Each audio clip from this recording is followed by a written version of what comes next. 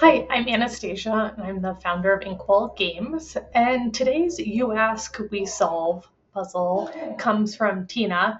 She's stuck on Tuesday. She says she has a few rows or columns of four cells lined up in a row, but she can't figure out what to do with them. So I'm going to actually start from the beginning on this puzzle to help people understand how she might have reached that point, and then we'll get to that, and then we'll let you go and see if you can take it.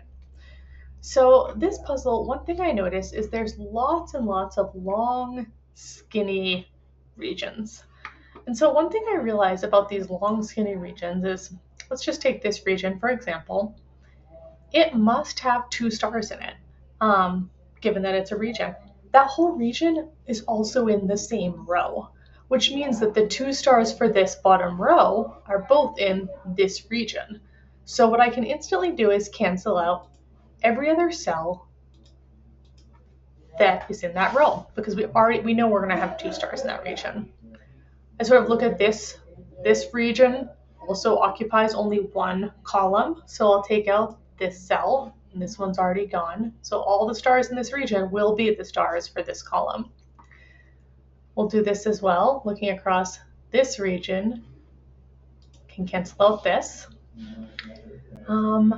And then I also realized when I crossed out these three cells in that bottom row, it meant that this region became a region of four that was just in one column. So now I can do the same thing, cancel out the other cells in that column because we know that there need to be two stars.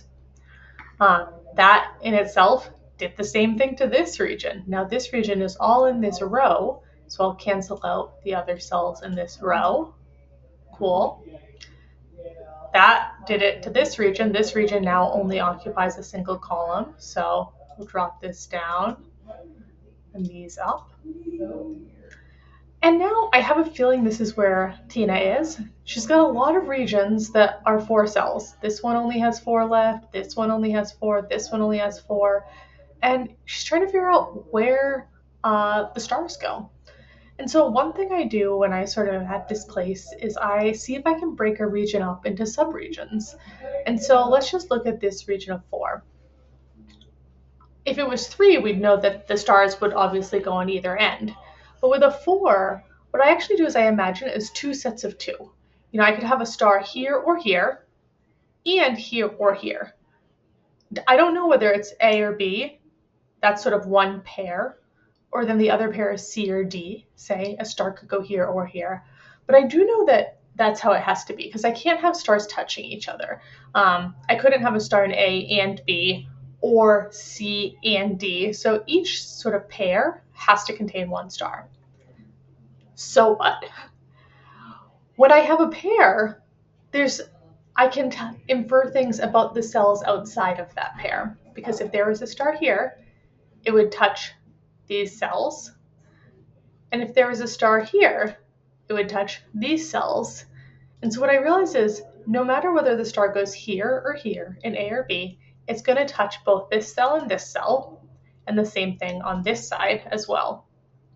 If it was A, it would touch here, and if it was B, it would touch here, but they're not shared between the two pairs. So I do that for A and B. I can cancel out the cells outside. And then C and D, if the star was here or here, it would touch all four of these cells. And so suddenly what I did is I still don't know anything about this region and where the cells go in this region, but look at this other region off to the side. I can start to place my stars because there's only two options, and then I can solve from there. So I think this is going to help you out, Tina. Let me know if you have any questions, and happy solving.